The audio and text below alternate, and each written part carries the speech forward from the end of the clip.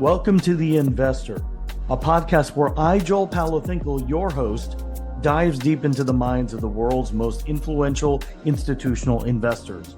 In each episode, we sit down with an investor to hear about their journeys and how global markets are driving capital allocation. So join us on this journey as we explore these insights. All right, so I'm really excited today. I've got an amazing guest. This is really interesting because when you think about building culture, especially in private equity or venture capital, you need to do it the right way. A lot of people hire experts, and really proud to say today that I've got the expert of experts. I've got Connor Drake here. He's a senior executive coach at MindMaven.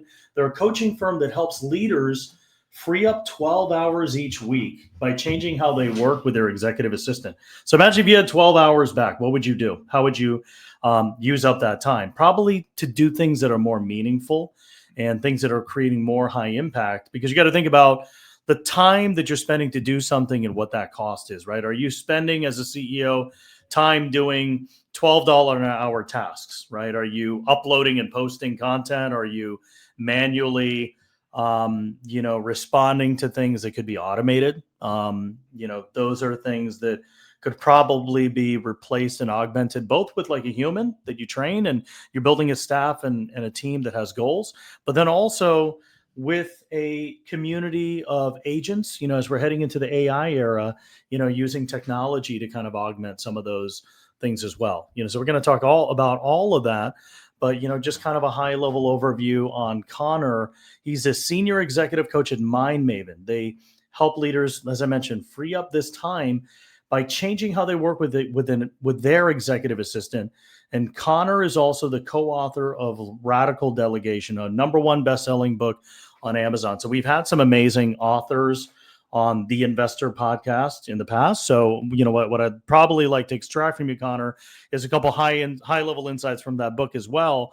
But, why don't we start with you telling me a little bit about MindMaven and maybe the origin story and, just this concept of radical delegation. I'm sure a lot of that is covered in your book, but, really just unpack that for us because, the audience here is people that are working in private equity, venture capital. We have founders, we have corporates, we have executives.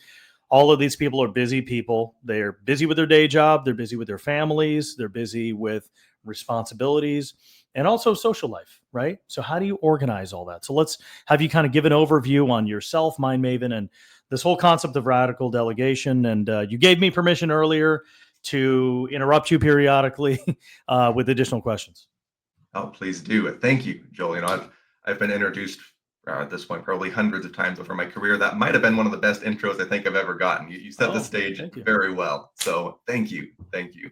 So quick context on myself. I'm Connor Drake, senior coach at MindMaven, also head of automation as we expand into a lot of the AI and automation world. And we have a very unique mandate. Now, the reason that I joined the company in the first place almost 10 years ago now was because of the mission to help people reach their fullest potential through relationships.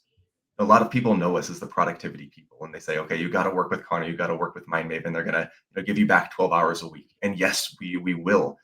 But like you said, the more important question, Joel, is why are we freeing up that time? There's no net gain if all you do is free up, say, 2 hours a day from your inbox if you dump that into calendar management, right? It's about taking this time and investing it in those things that are truly meaningful, that are truly going to move the needle for you and for your company. And the way that we see it, the single most important thing that you can invest your time and your energy into is relationships. And the reason for that is very simple. I believe very staunchly that you don't know a single person who's reached the top without help from others. In some way, shape, or form, we've all had people who have supported us along the way. And I appreciate you nodding along, Joel. I've made that statement, thousands of times over my career at MindMaven. I have yet to have anyone disagree with me on relationships driving success. But the interesting thing is that if I put those same people on the spot, they'll also admit that they don't give relationships the time and the attention and the energy they deserve. They know they should be doing more for relationships, even though they also know relationships drive success, right? So what does any of this have to do with freeing up time? Well, the interesting thing is what we've learned over 15 plus years of doing this at MindMaven is that although everyone agrees relationships are important, the things that you need to do to invest into relationships are very rarely urgent. And I'm sure I don't need to tell you, Joel, or your audience, we're living in times that are more and more and more urgency driven, right? And so we can give people all the relationship management tactics in the world. If they don't have the time and the resources to execute on those tactics, then we may as well be shouting into the void for all the difference we're making. We Sure. realize first we have to help people solve this problem of time. We need to give them their time back. And we believe there's really only two ways to do that. We have two, we call them superpowers. There's a superpower of intent and a superpower of leverage. Intent is all about taking the limited time that you have right now and using it more intentionally, making sure that the time that you do have to spend is being invested in those things that are really making a difference. And a lot of people take that skill as kind of for granted. It's either a skill you have or you don't. But we believe it's truly a skill. It can be developed just like any other skill. But then what tends to attract people more is the idea of leverage. And leverage is about freeing up massive amounts of time, not just an hour, here and there, although an hour is great, but 8, 9, 10, 11, 12 hours a week. If you can free up that amount of time, the difference you can make in that time, the ways you can invest into and leverage relationships, build culture, generate opportunities, that is huge. Let And me we ask you a found, question. So, yeah. you know, Connor, you have the data, right? You have the stats. People, all your clients are freeing up 12 hours of time. What are the top three things that they're doing with that time? I'd assume Mhm. trying to just stay in your zone of genius and obviously, go out and meet people. I have a membership club with I have this private venue that I have access to. And I just realized I haven't used it in the last 6 months and I still pay for it. I used to use it a lot. Especially with COVID, I would meet people like 2 to 3 Yeah. times a week and I would host there. And where I host, it's a very centralized location in the city, so it's very convenient. But I just realized like couple months ago, I was like, I haven't used this private club. I want Yeah. to though. So I'm assuming it's for relationship. I'm assuming it's just to focus on you know your zone of genius or maybe do some innovation. But you've got the data. So what are the top Mm. 3 to 5 things that people can repurpose with those 12 hours of time? Is it just sleeping more? Is it just maybe not doing anything? But what are you seeing? There's something to be said for that, and I am all for recharging. I'd say most of the people that we're working with and are attracted to our work aren't necessarily looking for more rest time, although I push them toward it. More often than not, the single biggest thing that everyone says they want to do more of Hmm. is unstructured thinking time. And when you're Okay. building a company, you're in the early stages. That really is your zone of genius. As the founder, as a Yeah. leader, having time to just think and problem solve, not just how do I get through today? What does the next month look like? The next 6 months, the next year, 3 years? So making sure that that time gets onto the calendar Hmm. and is there consistently is huge. We teach something called white space time, which is at its core, just calendar blocking. Make sure that you have 4 consecutive hours of unstructured thinking time every single week. Same day and time, Wednesday Hmm. from 8 a.m. to noon, whatever works best for you. But get that on the calendar and protect it at all But what do costs. you do at that time? Do you just sit and just kind of? I know Jeff Bezos talks about. I think he talks about puttering, where he only starts his day at Mm, 10 a.m. Not anymore. Right now he's on a yacht, but sure. he would allocate time to go for a walk, and that's kind of the best time for him to kind of think about innovations, think about building a rocket company, think about doing innovative opportunities. So you talked about unstructured time, but how do you organize that? Is it just kind of freestyle where people figure it out, or is there a playbook where you come up with objectives and key results on a whiteboard, or is it just time to just have that time open and you just reflect? Because is there a way to organize? Is there a way to structure this unstructured prescribed time? Certainly. And everyone's a little bit different. Some people Yeah, strive in just 4 hours to do whatever I want. sure. Let me add one caveat to that. The single biggest tip that I can give folks when it comes to calendar blocking Hmm. is don't just place an empty block on your calendar called white space or block or thinking time. That ultimately doesn't tell you anything. And when someone reaches out and says, "Hey, Joel, can I meet with you at Wednesday at 10 a.m.?" If that's in the middle of your white space block, and Yeah. you haven't pre-designated work to that block, it's Hmm. going to be really easy for you to schedule over because you don't know what you're using the time for anyway. Sure. So at the start of each week, yes, take the time to figure out at least one big task you're using Hmm. that time for. Rename the Yeah. calendar block appropriately. So it's now, white space dash, whatever, 3 to 5 word Hmm. descriptor on the project you're working on. Maybe it's one thing that we see a lot of is planning for the next quarter. That's going to come up all the time. So Q1 2026 planning. And now when I reach out and say, hey Joel, can I meet with you? You can now compare, is this meeting with Connor more important than Q1 2026 planning? And the answer Yeah. is probably no. And it's much Hmm. easier to now compare apples to apples than apples and oranges. Sure. But as far as adding some additional structure to that, one thing I really recommend is having what I call a white space ritual. Just Hmm. breaking out of whatever you were doing, whether it's waking up and getting started on the day or back-to-back meetings, whatever came right before white space time, you need a Yeah. ritual to transition into this time. And a Sure. walk is one of the biggest tips I have for folks. Some form of exercise. It can be as lightweight as a walk. I had a Hmm. client who scheduled their tennis lessons right before white space time, and that was their quote-unquote ritual that people meditate, read, listen to a podcast, but have something that helps you transition into the time. That's kind of Sure. rule number one. Rule number two, I highly recommend at least some of that time at the start be designated for relationship management. Even if it's just sending one email to someone you wouldn't otherwise have reached out to, and that's a strategy I'll talk more about later. But reach out to someone, proactively invest into a relationship, and then use the remainder of that time for some project that if you did not make the time for it, you wouldn't naturally find the time for it. Yeah. That's really helpful. And then tell me a little bit about the pillars of radical delegation. How can you delegate? Where do people screw up when it comes to delegation? Sometimes people delegate, but then they're still micromanaging, right? So they're not actually delegating, right? They're like, hey, I want you to do this, but hey, I noticed when you did it, you got to do these things too. And, they keep nitpicking and then they never delegate, right? So I'm assuming that's one of the Mhm. challenges, but we'll love to learn maybe the pillars of delegation, maybe kind of break it out into some of the highlights of your book. And then also, what's bad delegation? Yeah, certainly. So when we use the term radical delegation, when we wrote that book, our idea, our definition was that as a leader, you should try to find a way to delegate everything that needs to be done, but does not specifically need to be done by you. And that's often Yeah. for a lot of folks where this role of an EA comes into play, working with Hmm. an assistant. We use the term engagement manager personally. We Yeah. see this hire that you make as a cross between a really intuitive EA and an experienced chief of staff. They kind of Hmm. operate in the gray area between where they're handling administrative work, but they're also making sure that you're using your time in strategic ways or helping you manage your relationships. So having someone that you can hire that you have that level of trust with, where you can hand something Hmm. off to them, they're going to take it, they're going to hold you accountable, they're going to push things through to the end.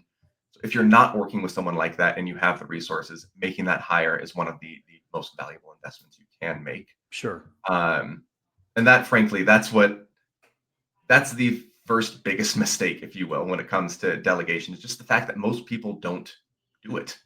They don't. They don't take the time to think about what they need to get off their plate. They don't have the people in place to delegate to, so they just try and do everything themselves. And that works for a little while as you're building a company and you're scrappy.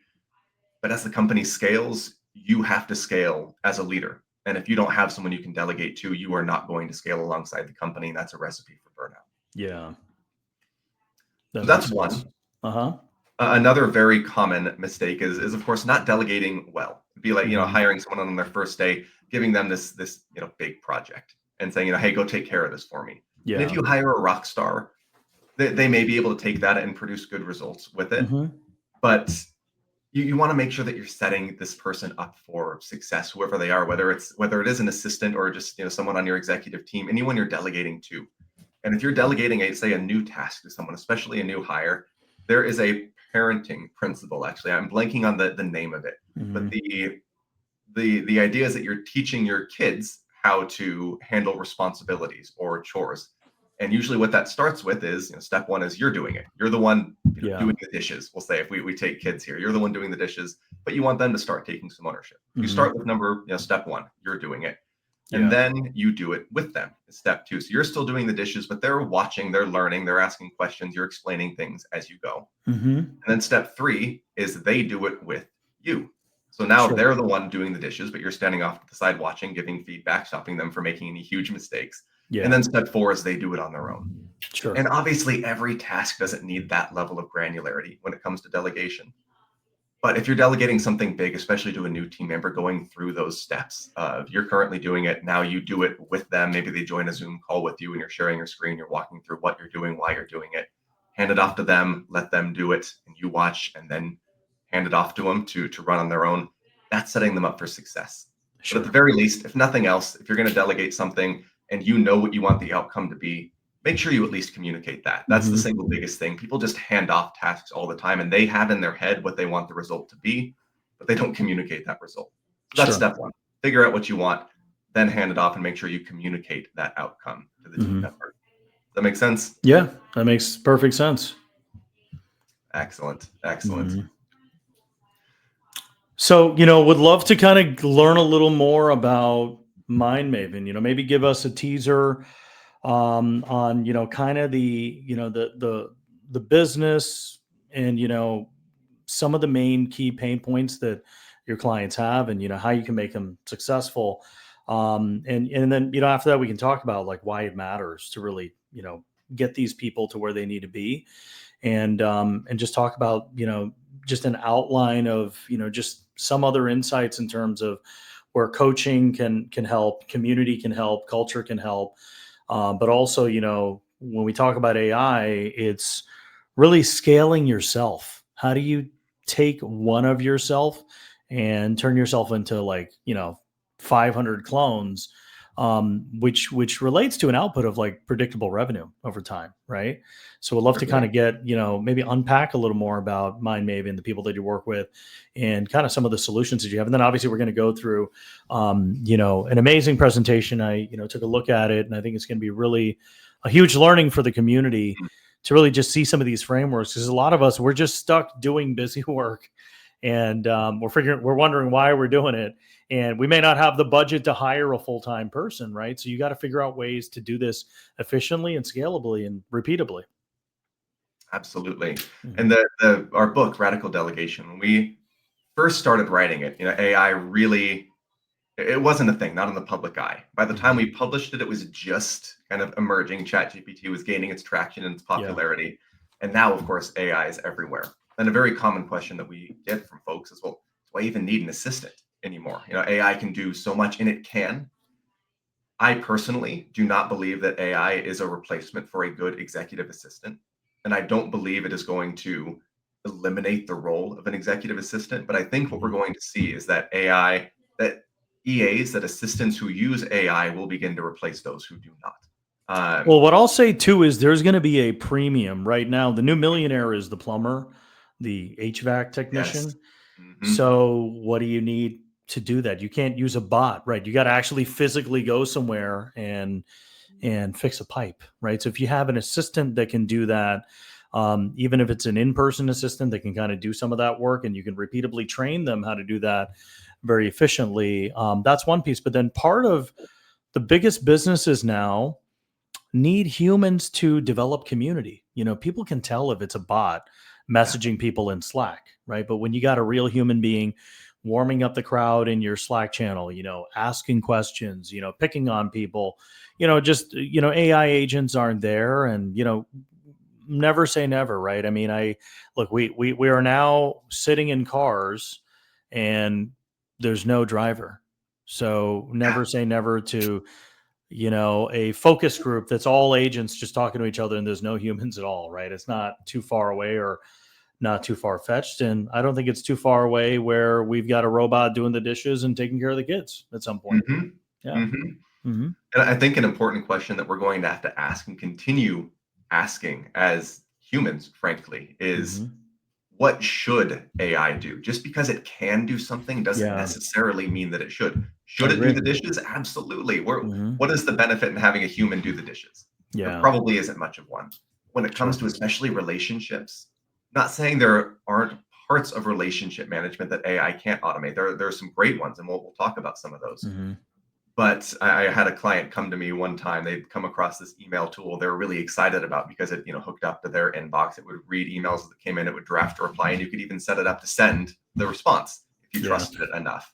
And they were excited about this. And I had to take a step back with them and say, technologically that's really exciting, but Mhm. imagine your best friend also has this app and they're Sure. using this, and so they write you an AI message that you never see that then Yeah. gets read and responded to by AI, and then their AI bot. So there's this whole faux relationship that's being built that you were never a part of. Yeah. So having, just to give a very tactical example here, you can delegate the creation of an email. No one has ever valued you, Joel, for writing an email. You could write the most beautiful email in the Mhm. world.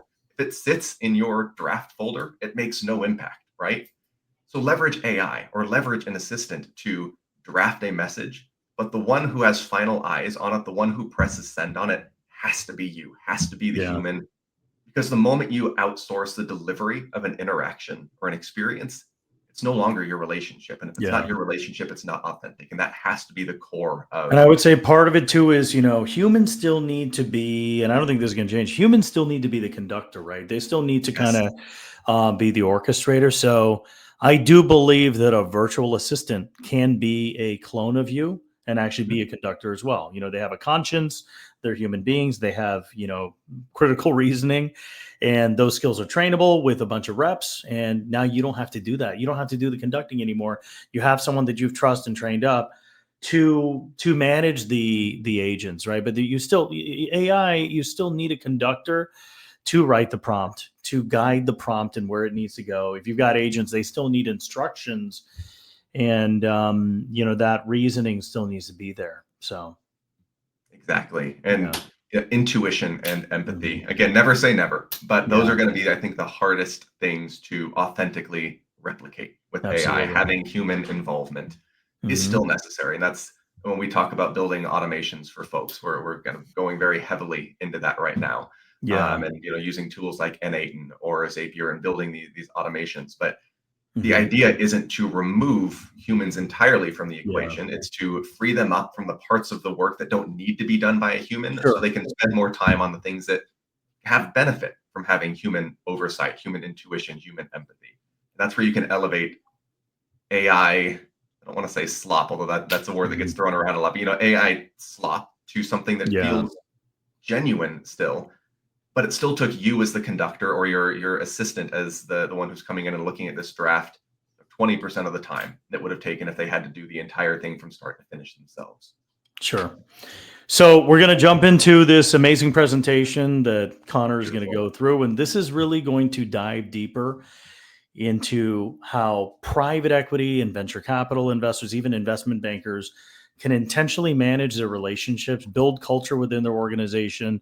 The Mind Maven team was, kind enough to personalize this for our community and especially the industry, because I mean, it's just as you're a general partner at a venture fund, right? What are you doing? You're raising money. You're dealing with, institutional LPs that gave you money. You're dealing with companies that you invested in. You're dealing with other investors that you built relationships with. Now you got to do the research, the due diligence, the financial modeling.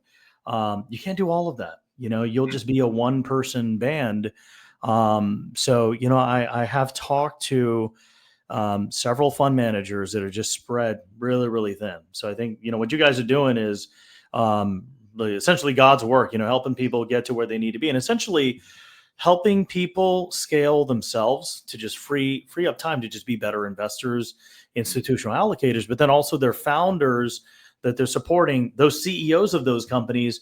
Those guys are spread thin too because they've got multiple clients, right? They've got their customers, they've got Right. their investors, they've got other strategic partners that they're depending on.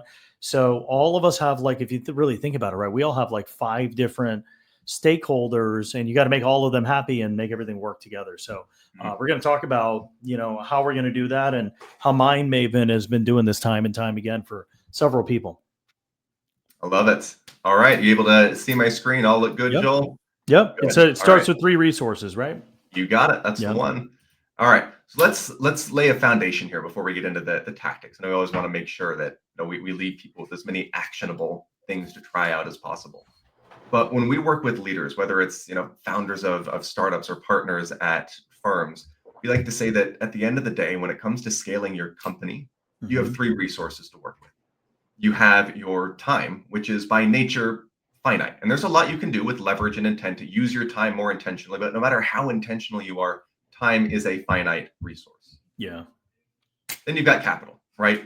And if you're a unicorn founder, you've got a lot of capital to work with. If you're a scrappy 3-person company, you don't have a lot of capital, but no matter how successful you've become, capital is a finite resource. Which brings us to our final resource that we have at our disposal. That's your network, the relationships that you have both within the company and within your greater network as a whole. And that, if you leverage it properly, that is a limitless, an infinite source of opportunity to scale yourself, to scale your company, to generate opportunities. And when we're working with folks and teaching them how to better invest into these relationships, this infinite resource, we like to call that the skill of building fellowship. And we say that there's really 2 very broad categories that you need to focus on and be very good at managing. There's first off your team. When you're managing your relationship with your team, this is culture building, but at its core, it's really convincing great people to join your company and stick with it through the ups and downs, through hell and back, we like to say, because whether it's a firm that you're building or a startup, there's going to be really high highs, there's going to be really low lows. And you need people who believe not just in the company, because when things are low, belief in company can begin to waver, but believe in you as a leader.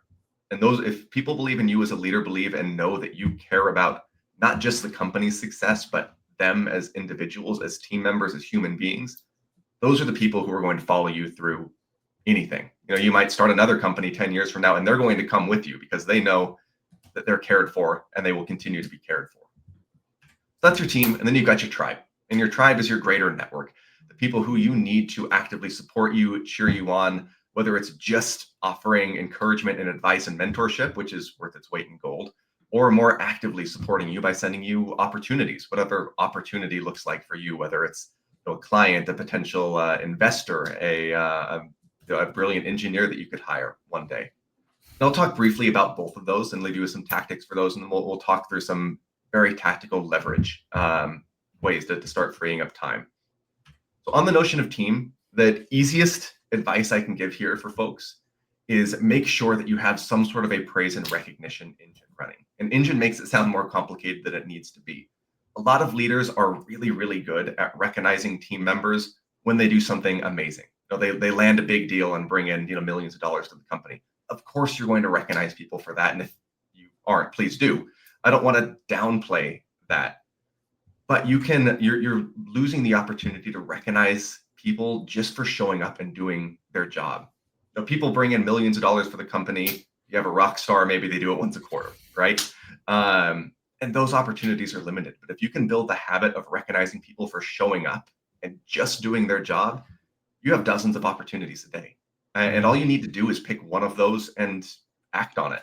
And if you're working with an assistant, they can help with that a lot too. Maybe they're monitoring the general channel in Slack and they see that someone, mentioned that they accomplished something or showed up, or maybe they showed up early to fix a bug or whatever. Something that normally wouldn't bubble to the surface for you as the leader of this organization to comment on. But if they get an out of the blue email or Slack message or interaction from you for the small thing that they never expected to be recognized for, the impact can be huge. And we often have this example here this is from a client. We changed some names, obviously, for privacy reasons. But this is an example of how simple it can be. Our Blake Matthews here, hypothetical Blake, was the CEO of a company working with an assistant. The assistant saw a post on a tool called Namely and just proactively drafted this email for the founder to review and send. And it just said, hey, Robin, I saw Jamie's appreciation post on Namely. Wanted to send you a note to thank you for your hard work. No small feat to gather data around Rails deployments, but your effort to make the company stronger and a better partner to our customers is great. Very much appreciated. Hope you have a great weekend. It's a 3-liner email, really. But within an hour, they got a response back that I won't read through all of it. But this team member replied back and amidst other things said that they brought a friend into the company because of the experience they'd had. And in the middle of their onboarding meeting, it said, wow, we upgraded CEOs massively. He's so human and caring. Thank you for not just saying that you care, but showing it through everything that you do. Thankful to be a part of the team. And as a founder, as a leader, especially of a scaling company where CEO isolation and loneliness can be a very real thing, getting interactions like that from folks, frankly, it fills your tank as much as it fills theirs. So I recommend, even if it's one a day is great, but even if it's one a week, find an opportunity to recognize someone on your team for doing something. All of that makes sense? Yeah, absolutely. Good. All right. Then let's shift gears and talk about the tribe side of things, generating opportunities from your network. Now, you're probably familiar with the term serendipity. Most people have experienced it in some way or another. It's really just when the right person thinks of you at the right time and sends an opportunity your way. The issue is that we all love serendipity. It feels good, and we can all point to moments in our careers and our lives where serendipity probably got us to where we are today. The problem is that it's something that most people just wait for. It seems to happen, quote unquote, randomly. But we believe that as a leader, it's your job to make serendipity happen. And you can do that if you understand the mechanics that take place behind it. So when you really break it down, serendipity is really just someone sending you a referral. If we go back to kind of some old school business language there, it's just a referral. And the fact of the matter is that every referral you've ever gotten and ever will get has a system taking place behind the scenes, and most people aren't aware of that system. If you know the system, then you can leverage it, you can drive it to generate more referrals. And it's very simple. At the end of the day, every referral you've gotten is driven by two things. First is timing. And timing is just the moment in time someone in your network came across something that they thought you wanted to hear about and connected the dots to you and said, okay, hey, Joel, you need to meet with Patrick. He's great. Yeah. The challenge with timing is that it's something you have virtually no control over, right? These are people in your network going about their lives. They encounter opportunities when they encounter opportunities. You really can't do much to generate timing for folks. That's the bad news. Good news is if we were to say zoom out and supernaturally give you the ability to see all the potential opportunities in your network at any given point in time, there's limitless. There's more than you could possibly process even with the perfect system. And we don't need to hear about all of them. Really, if we can get a 1% improvement, that's probably going to be hundreds of opportunities over the course of your career. So that's the timing side of thing. It's important to know, but you can set it aside because you can't do much about it. Which brings us to point number 2, which is what we call mindshare, which is how top of mind you are with the most important people in your network. In other words, when someone in your network encounters an opportunity that you want to hear about, are they going to think of you for that opportunity, or are they going to think of one of the 100 other private equity folks, 100 other founders that they know about, and send the introduction their way? And if you're not proactively, intentionally managing your mind share with folks, then it's very unlikely that they're going to be able to think of you. And that brings us to a situation we've probably all been in that feels awful. Let's say you meet with someone new, you meet with them for lunch, and when you meet with them, the moment you walk out of that interaction, your mind share with them is more or less at 100%, right? So if on the walk from the restaurant to the car, they encounter the perfect opportunity for you, they're probably going to chase you down in the parking lot and say, hey, I just met this guy, you've got to talk with him. But that's not real life. That's usually not how it works. So realistically, we have that lunch meeting and nothing really happens after that. So over time, our mind share starts to decay. And eventually it's going to decay to the point where this person is physically, neurologically incapable of thinking of you, even in the face of the perfect opportunity, because their brain is constantly rewiring itself based on what is most relevant. And if you have failed to stay relevant to this person, doesn't matter how perfect the opportunity is. If it's a year from now and they haven't heard from you, they're going to think of someone else. And so I don't know if you've ever been in the situation, Joel, where maybe you meet up with someone after a year of really no contact, and they say those words that they sting, as they said, I can't believe I didn't think of you, but just last week I met with this amazing founder and they were looking for XYZ, and I should have introed them to you. I feel awful. I can't believe I didn't think of you. And it's easy to get frustrated, maybe not outwardly at them, but to be frustrated and think, well, I told you that's what I was looking for. That's what I wanted. How could you not think of me? But it's not their fault. It's absolutely not their fault because you're the one that failed to stay top of mind with them, right? Yeah. What are some ways that people can stay top of mind without obviously emailing and texting them 100 times? I mean, one thing that creating media content, so I mean, there's people out there, and we've been trying to do this as well, but like Mm. try to kind of share some valuable information that way, like no matter where you go, right? If you go on YouTube, if you go on TikTok, if you go on Instagram, you're at the, there was a piece of feedback that I heard from one of our podcast guests recently. It was stay on top of the news feed. That means you're always getting some nugget, or you're getting some type of reminder that that person is there, because sometimes, to your point, right, it's been a year, they don't even know that, they just forgot that you exist because there's just Yeah. so much going on, right? Hmm. Hmm. And yes, for your broad network, that is a fantastic strategy. Producing Yeah. content, staying on top of the newsfeed, like you said. Hmm. When it comes to your most important relationships, and we call them your Yeah. legends, that Hmm. maybe top 30, not 30%, 30 people in Hmm. your network, those with the greatest access to the type of opportunities you want to hear about, And they those need to need be to be getting more something. personalized too, right? Exactly. So like you got to remember, I mean, just remembering somebody's birthday is a Yeah. huge thing, right? And I Hmm. think just you personalizing that special, relevant piece of an update. What, maybe it's not an update about yourself, but Hmm. it's an update that you actually, were thoughtful enough to think about what's important to that person. It's that maybe two additional levels of curation. Exactly. And Mhm. really, all that is taking things you're probably already doing, like this lunch meeting with this person. You're already meeting with Mhm. them, Yeah. but then doing a couple steps beyond that. You meet with someone for lunch, you're probably going to learn something interesting about Mhm. them, even if it's Yeah. as simple as what they did over the weekend. And you learned that they were teaching their 7-year-old kite surfing because that's one of their hobbies, and their Mhm. their son is now finally old enough to start learning. That information is relationship gold. You've learned that. Don't Yeah. just keep it in your head because 6 months from now you will not remember. Store it in a contact management tool of some kind, even Mhm. just a spreadsheet, if nothing else. And that way, when it comes time to reach out to them, your legends, we say, should be getting something from you, some sort of personalized interaction every 45 days. When it comes time to reach out to them, if you're not sure what to say, what to send, you can go through your notes on all of your interactions with them. What are their interests? What do they do outside of work? What are they Mhm. struggling with in work? What are some of their goals?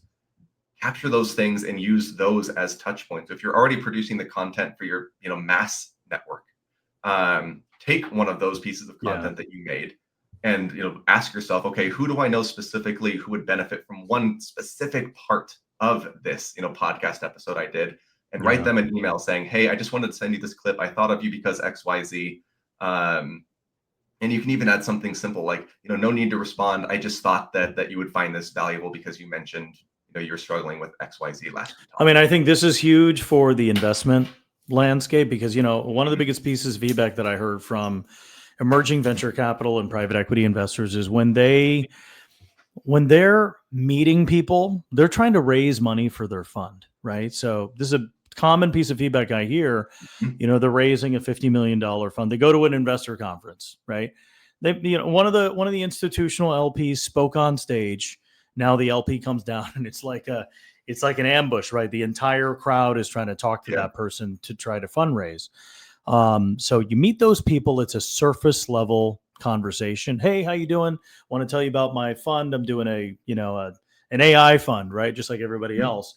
But how do you go deeper? Hey, you've got this executive assistant that really understands what you want to do to personalize this multi-billion-dollar asset allocator, and say, look, you know what? I was looking on your Instagram, and I noticed that your son is learning how to code. I found this free, Mhm. course for Yeah. kids on how to code. What do you think about Mhm. this? Or, hey, I know that you mentioned on one of your podcasts that you don't think there's a really good tool to manage contacts. You know what? I actually thought about you, and I've heard this from a few other people. Here's a calculator that I built using some AI tools. Just wanted to share it with you because you came to mind, and that means a lot, right? To someone that's like, wow, who this person actually went out of their way to, number one, build something and put something together for me that was exactly what I was looking for. I think that's what you're talking about, right? Dialing this in maybe 2-3 levels to be really, really on the top of the mind, because that person might be shocked that you did that. Oh, they will be. And Yeah. the And no one great else is thing too, going to go through the effort of doing that, right?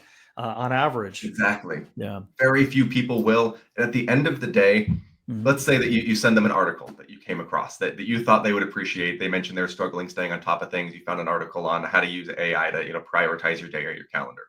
You send it over to them.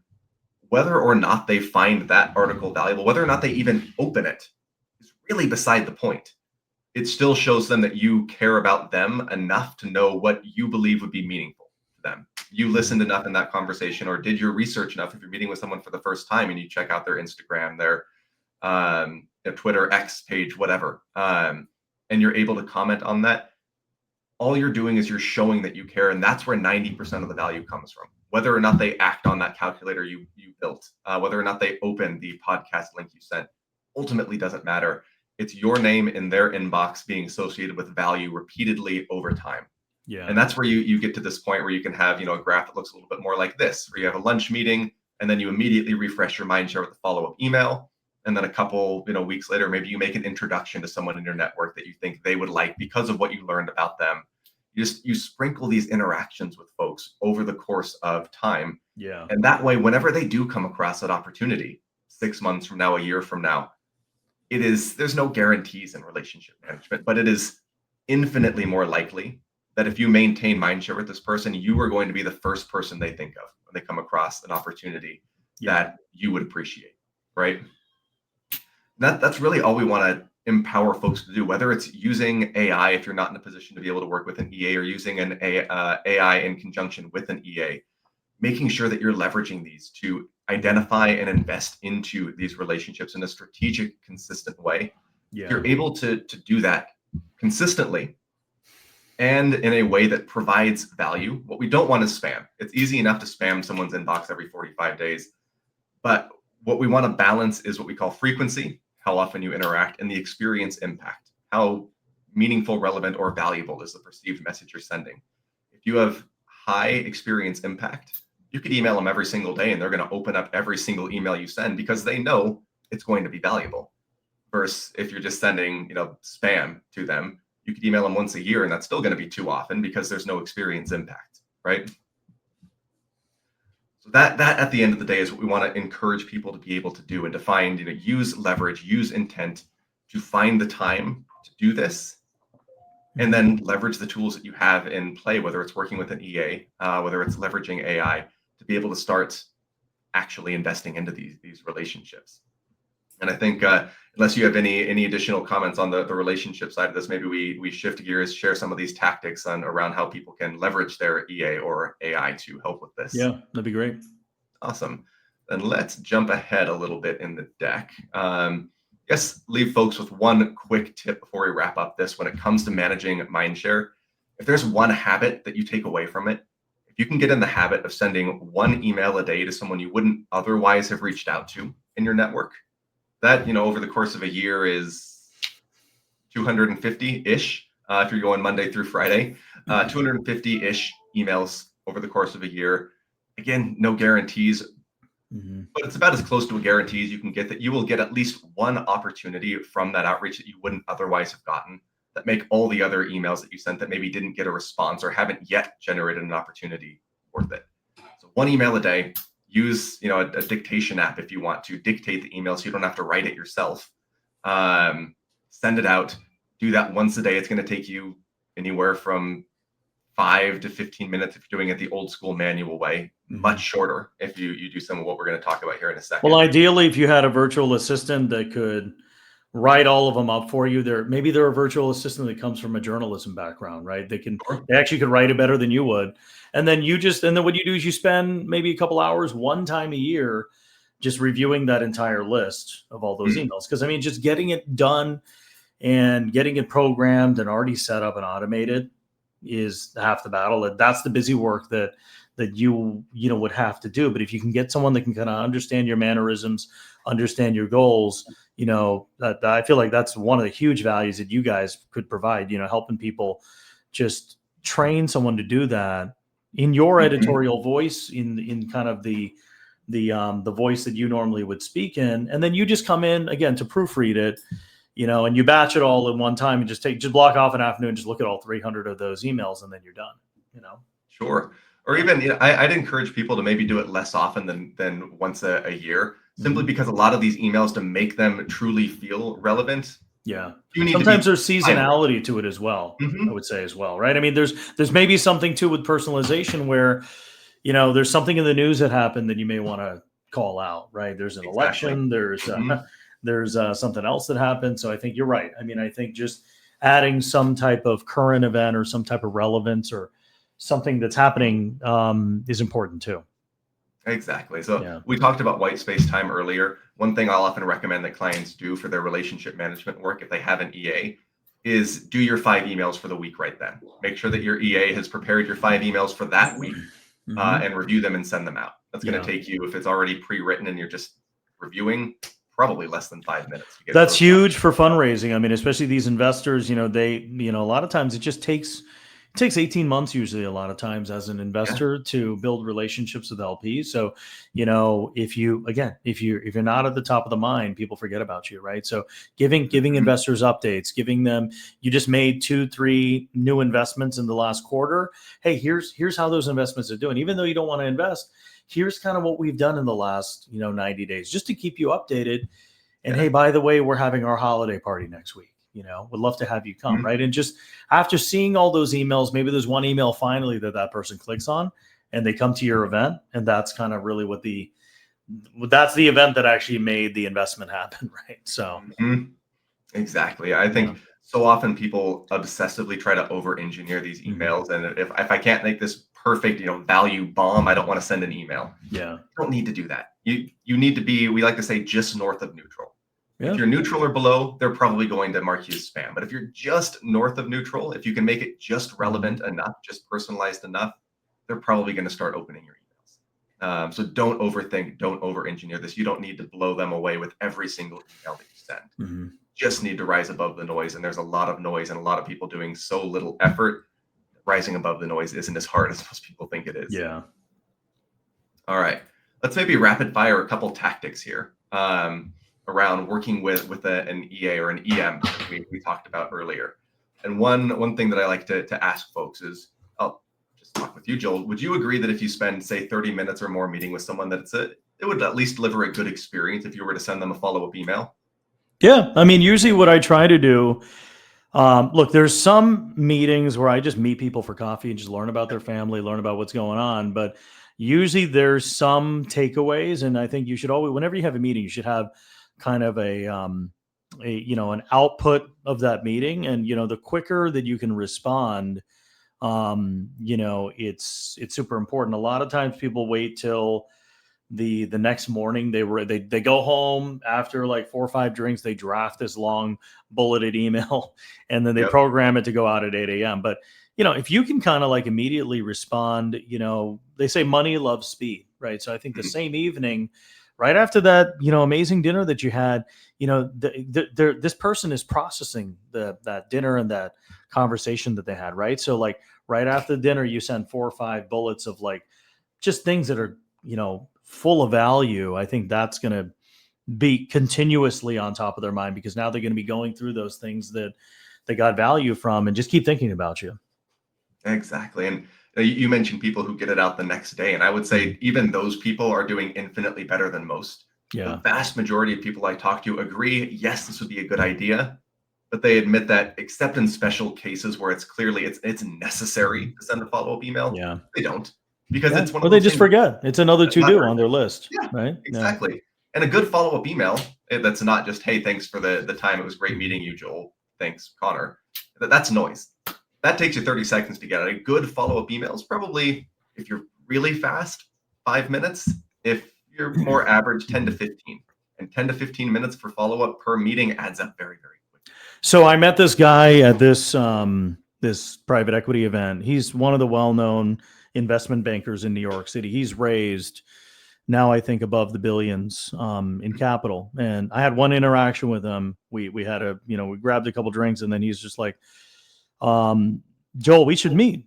And he's spoken to his phone, and literally within, I think it went to his assistant. Within a minute, like there was a meeting already booked.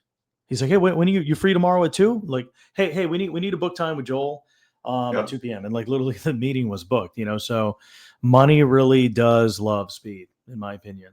It does. And now I'm curious about someone we've worked with, because that is exactly one of the tactics, one of the things that we recommend folks roll out is have a dictation system. If you have an engagement manager or an EA, you can leverage 3 very important things about emails. And you can use AI for this as well. Number one, like we talked about, Joel, no one has ever valued you for writing an email. You are not generating value by being the one who types the words in.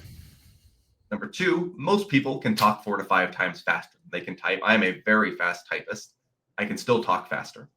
And then number 3, you can talk just about anywhere, as you experienced there, where they just pulled out their phone, where you can really only type if you're in front of a computer, or you could type a whole email on your phone, but why would you? So if we leverage those 3 facts, then you can use a dictation tool to, you walk out of a meeting, you want to send a follow-up forward, there's a meeting you want to schedule, you pull out your phone, you talk through a rough outline of that email. You're not dictating word for word what it should be. You talk through a rough outline that gets sent to your assistant in a task management tool like Asana. They can listen to it, and then they can draft that email up for you with or without AI. Or if you're not working with an assistant, but you use tools like, say, Fathom or these other meeting assistants, you can go so far as to build an automation in Zapier where it detects when a new meeting has wrapped. It pulls the transcript from that, and you can have it auto draft an email in your inbox that summarizes the meeting in a well-written follow-up email in your voice in 45 seconds, a minute after the meeting's wrapped up. You really want to blow someone away, send them a detailed follow-up email less than 5 minutes after the meeting wrapped. It'll just blow people away. Sure.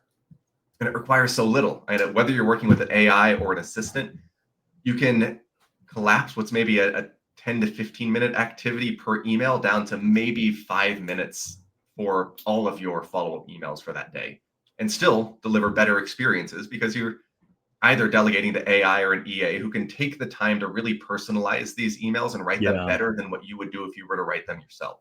You mentioned hiring someone with a journalism background. And if you have the budget for that, sure.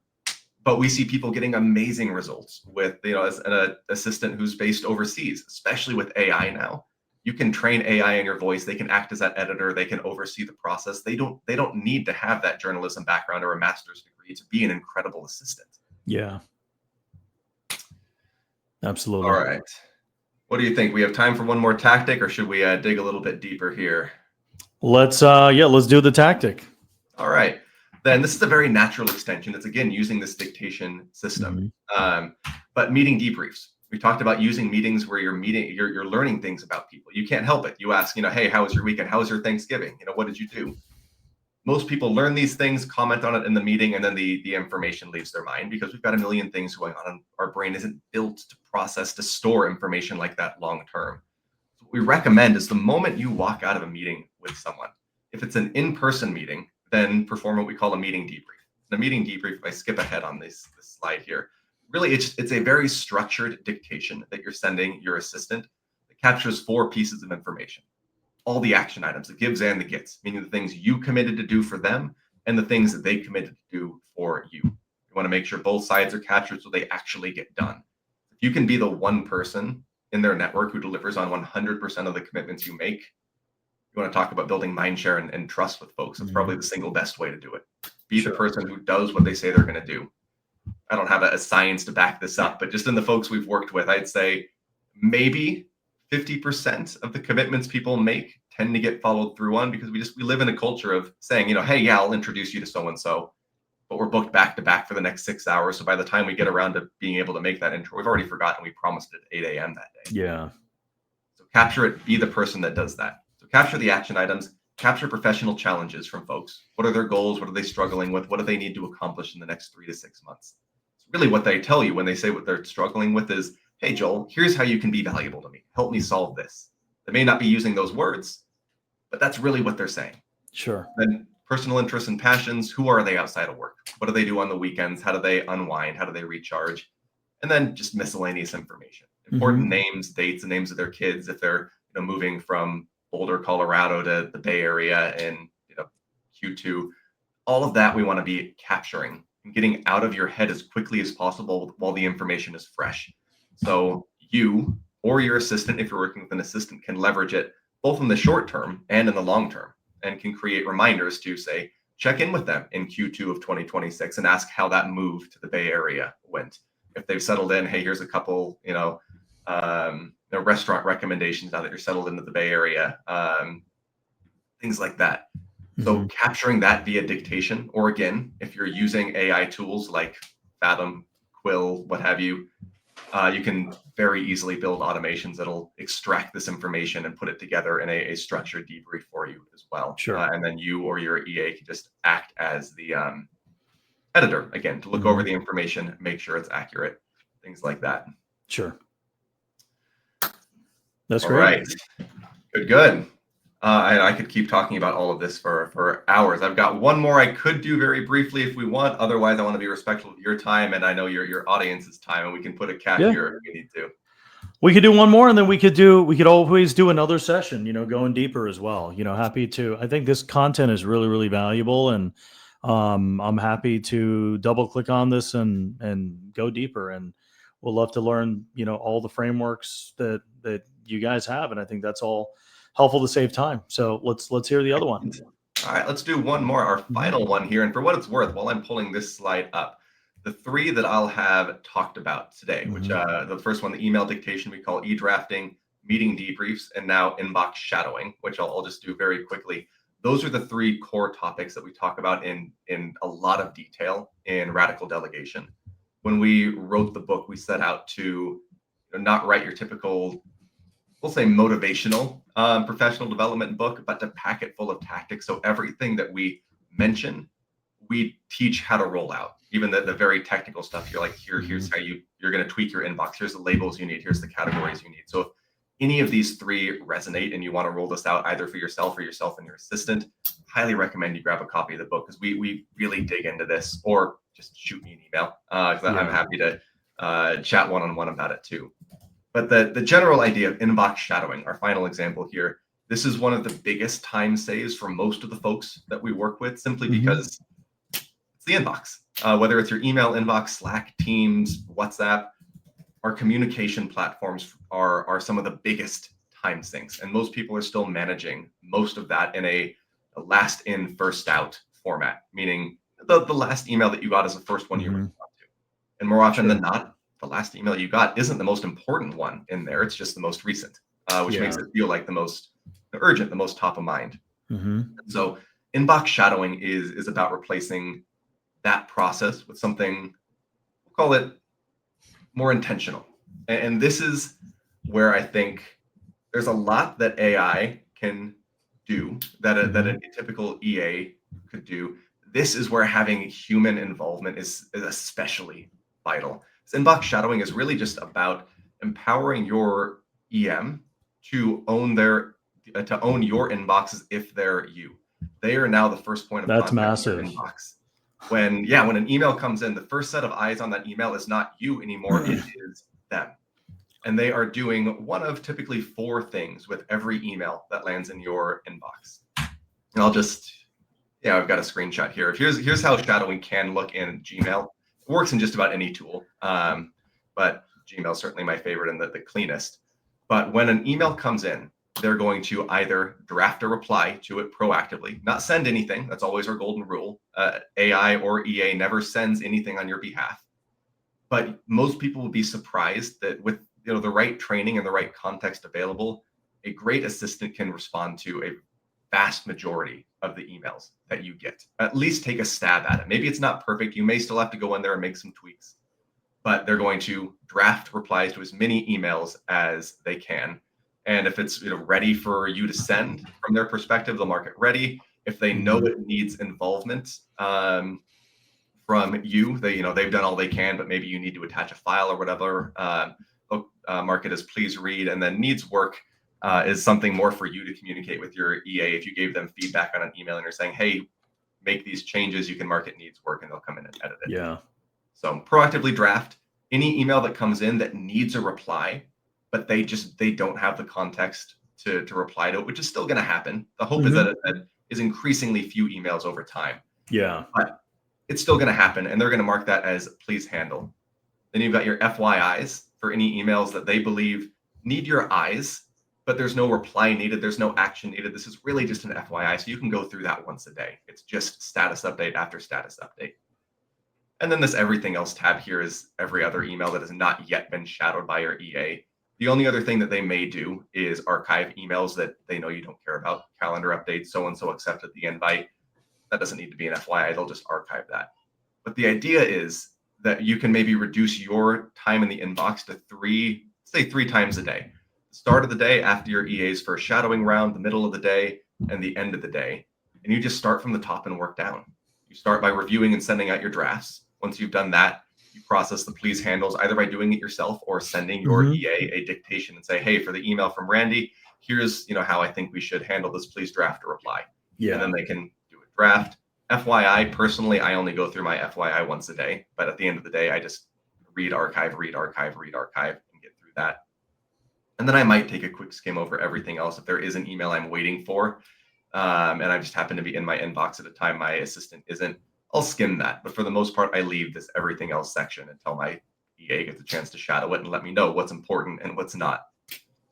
And that in and of itself can be, for a lot of folks, it's revolutionary, not just for the time that it saves, although that is huge, but for the reduction in mental load of that, feeling that kind of enslavement or like being chained to the inbox. You have to be watching because there could be a bomb in there.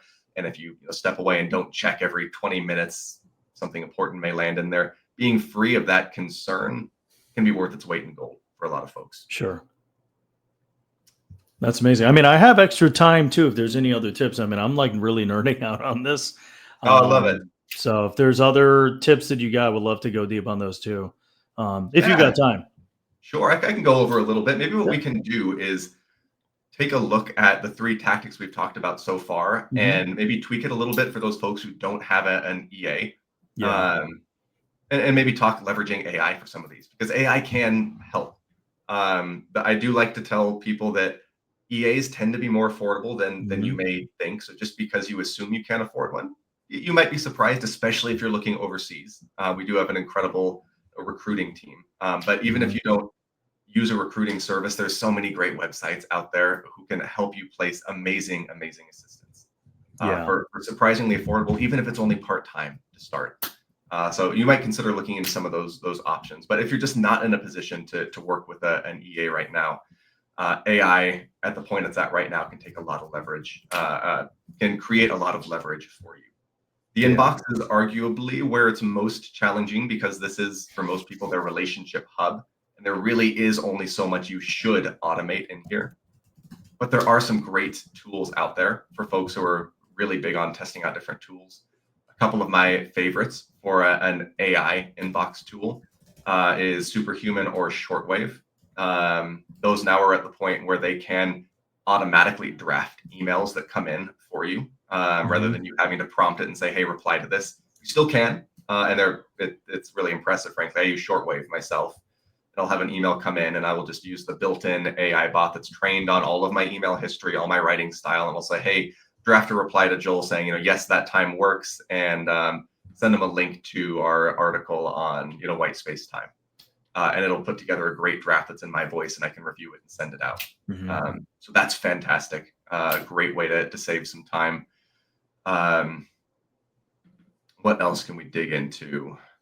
We talked a little bit about AI in the world of meeting debriefs, using tools like, say, Fathom or Otter. If you're not using an AI meeting assistant for your virtual meetings, cannot recommend that enough. Even if you're working with an EA, it's going to make their life infinitely easier, which frees up their time to do more impactful work for you by getting these AI summaries of meetings that are finally at the point where I trust them pretty intrinsically. For a little while, they were sketchy. Important information could be missed, but there's some great options out there. And I know a lot of folks, especially in the Bay Area, still do a lot of in-person meetings.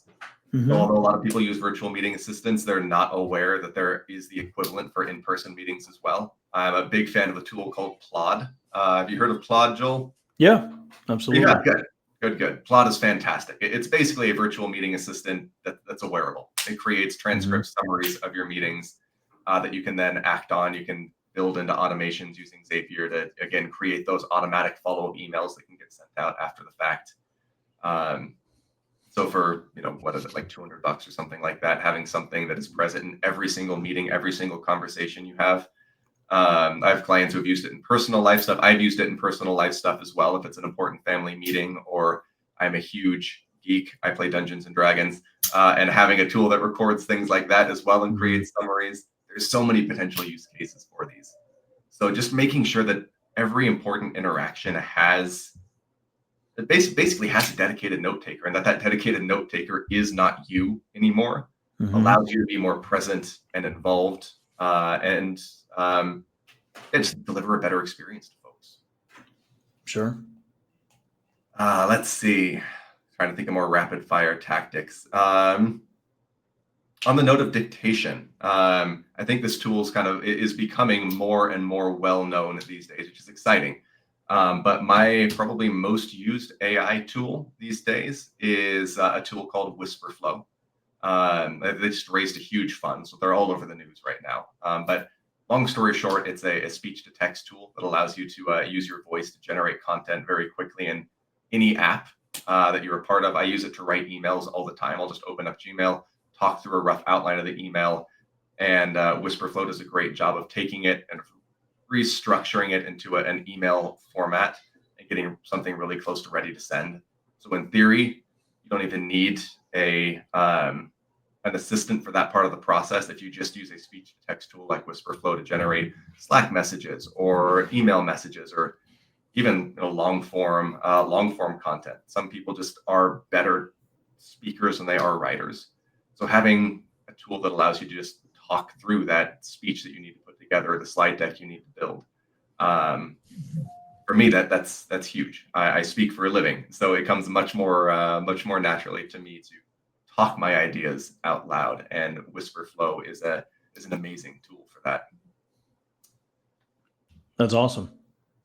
All right, trying to think. I think that covers our bases on those three pretty well. Whether you have an EA or an AI, or you want to use some combination of the three, even just picking one of those strategies: inbox shadowing, meeting debriefs, dictations. Pick one of them and commit to rolling it out over the next week, 2 weeks, month, and you're going to experience a huge benefit. I do recommend maybe not trying to do all three at once. That can feel overwhelming. But pick one, roll it out, tweak it, find what works for you. And once you feel like you're in a good place with that, roll out the next one. And if you need help rolling any of that out, my inbox is always open. I love these conversations. Or of course, there's always the book as well. But this is the work that we love doing, not just to free up time, but to help people better invest into those relationships for their own success, but frankly, also their happiness and fulfillment. Because it flows into also freeing time to be present for your family. Entrepreneurs, they're, when you ask them what they're thinking about their business, right? When they're not supposed to be thinking about their business, they're still thinking about their business. So I think, trying to have time also for your health, like people don't go to the gym because they've got so many meetings, they've got so many things to do.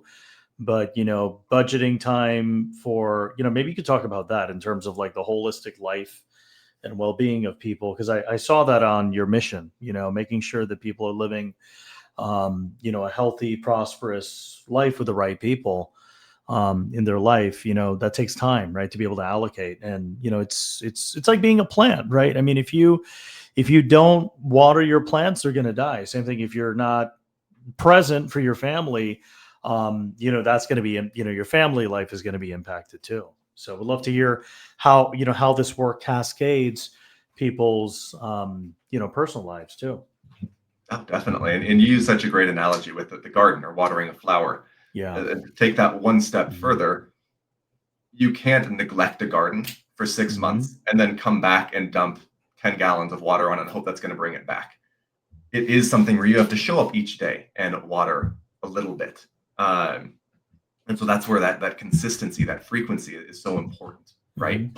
So I think there's no one prescription that works for everyone. But I think the most important point I can start with and then branch out from is, people like talking about, there's a new book written every month about, the secret to happiness, right? What does it take to finally make us happy? And a lot of people don't realize is that's already been solved. There was an extensive, like 90-year Harvard study they did on the impact of different things on happiness over the course of different people, a large swath of people's lives. And the definitive answer after that, 90-year study was relationships. That out of everything else, the Yeah. people who had meaningful, connected, long-term relationships with folks were happier, they were healthier, they were more plugged in, they were more successful.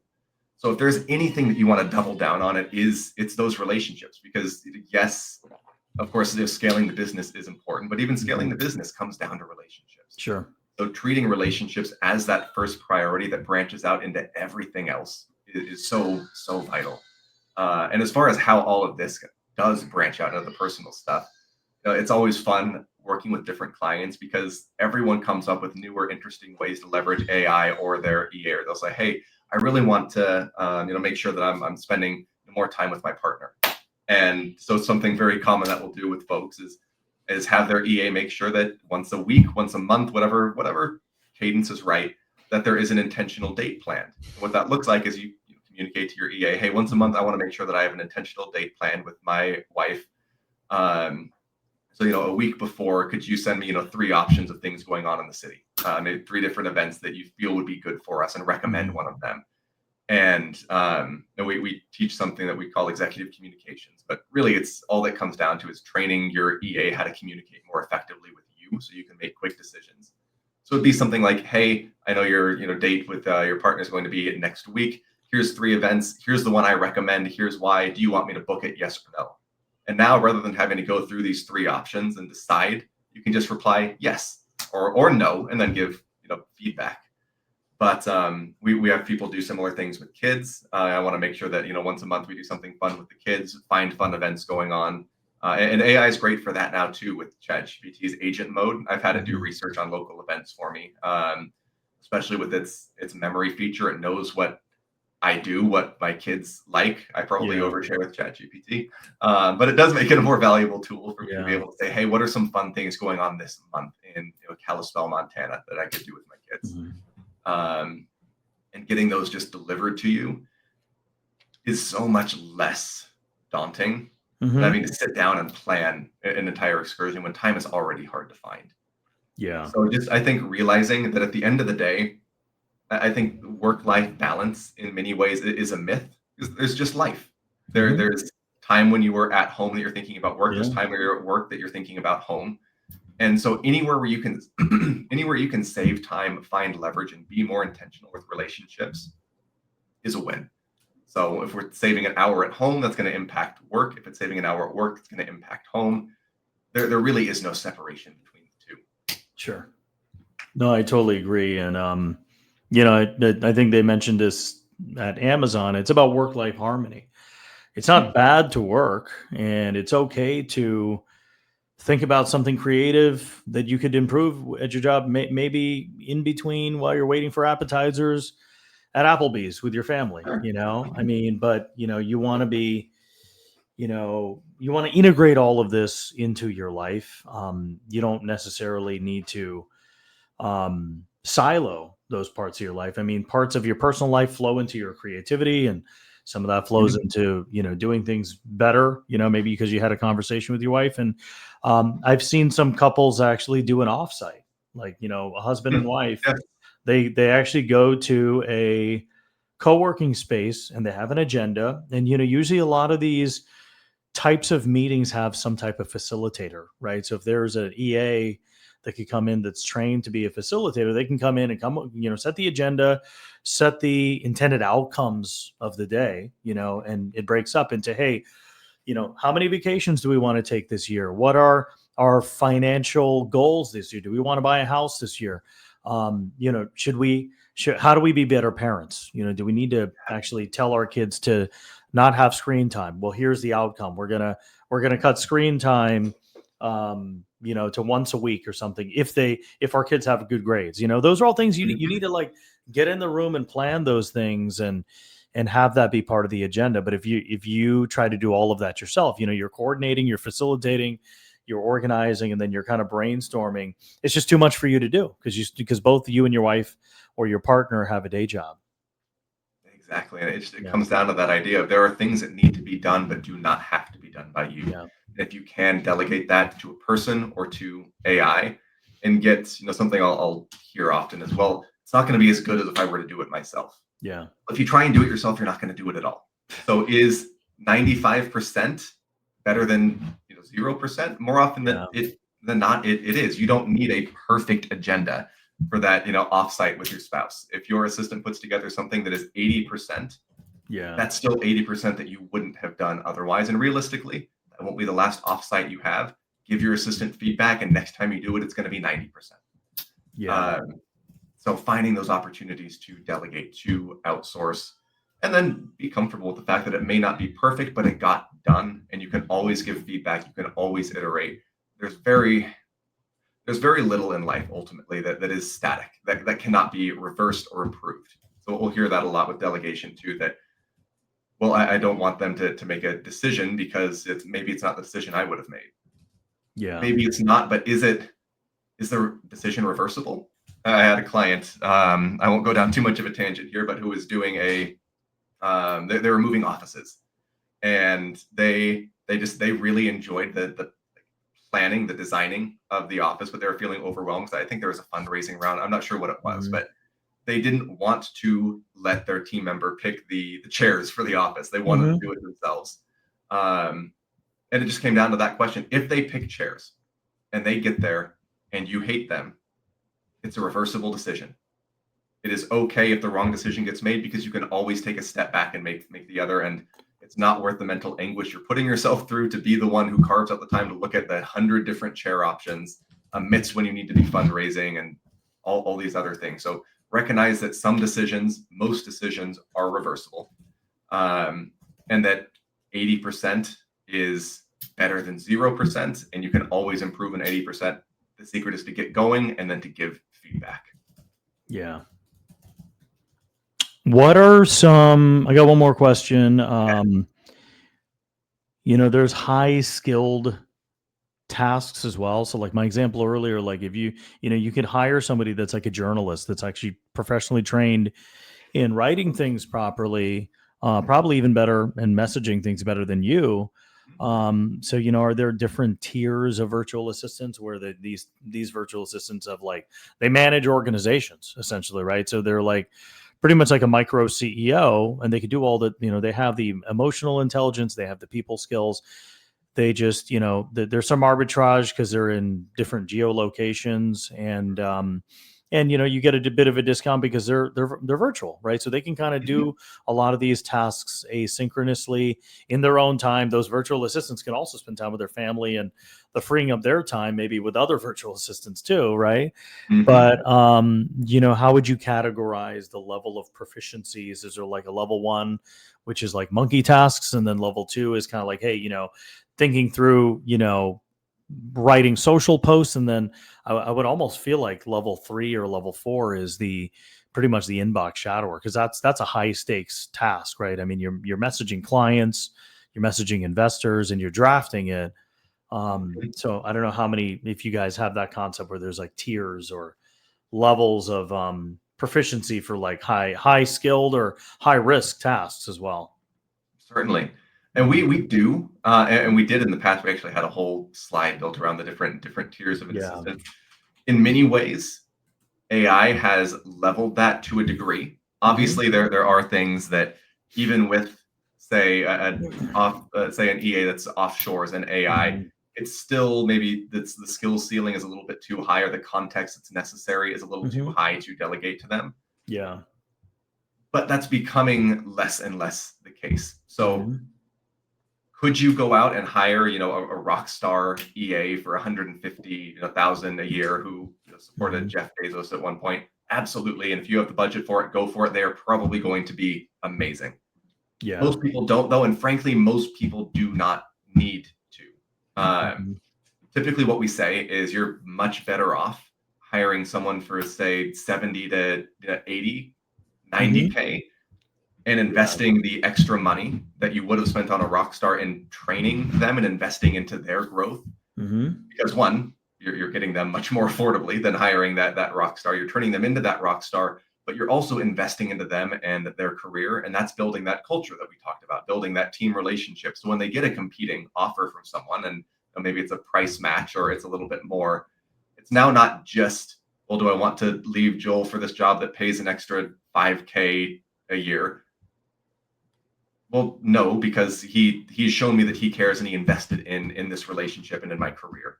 Yeah. So finding someone who has some background, 2 to 3 years of either as an executive assistant or something related to it. We see actually a lot of amazing EA candidates come out of nonprofit work because there's a service mindset there and taking care of others mindset and just believing in the work. Project management's another one. The closest I've gotten to journalism, I think I had a client's assistant who had a master's in English. And she was a great writer. But again, for most people, you do not need someone with a master's degree writing your emails.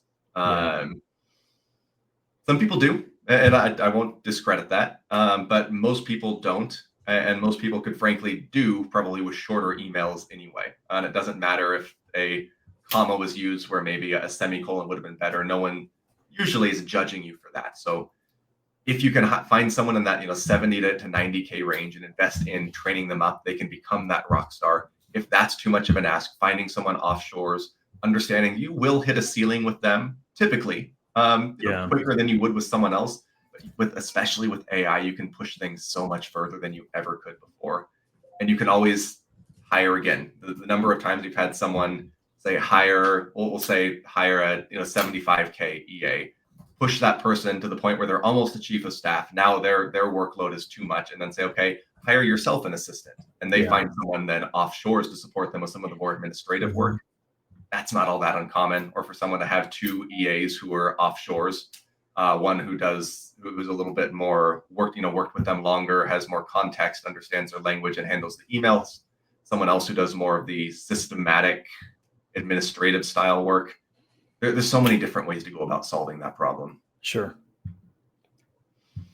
Absolutely. Well, hey, this was amazing. I mean, I'm blown away by just all the things that you can do to save time. So Connor, look, you went over, I know your time is really valuable. So I really thank you for, number one, extending the time to kind of have this storytelling session with me before the presentation, and then kind of going above and beyond with the presentation, expanding, well outside of the normal programming. So just it's interesting, and it just feel like I could talk about this for hours. So I want to thank you for your time, the whole MindMaven team, for all the impact that you guys are providing, and essentially giving people back their time so they can spend time with people that matter, and also just focusing on, I like to say, their zone of genius, focusing on the most important tasks that is the most relevant for their expertise. Absolutely. Well, Joel, thank you for the platform. The more people we can share this message with, the bigger impact we can make. If we can get people just more consistently investing into relationships, it's going to make the world a better place. And maybe that sounds, corny or sappy to say it, but that's why I do what I do. I love the leverage side of the work, the time-saving side of the work, but it's all about using that time for those things that really matter most, the zone of genius, the relationships. So I'm really thrilled to be able to share it with your audience and with you, and happy to continue the conversation anytime. Yeah, absolutely. And I am going to paste this recording here. This is actually going to go live on, all of our channels. It's also going to be live on YouTube. And then for those people that are listening on Apple, Spotify, all of our audio podcasts, the description will have the same presentation. So you can refer to this and look at this as well. And then Connor, what is the best way for people to contact you? Just shoot me an email. Got those AI inbox tools. That means it's not going to slip through the cracks. Just Connor, CONNOR.D at mindmaven.com. Great. And I am actually pasting that here as well in the chat, which should go on all the channels. So everybody should have that information. But Connor, thank you so much for your time. And we'll do another one of these soon. Love it. It was my pleasure, Joel. Have a great rest of your day. Likewise. Take care. Goodbye, everybody.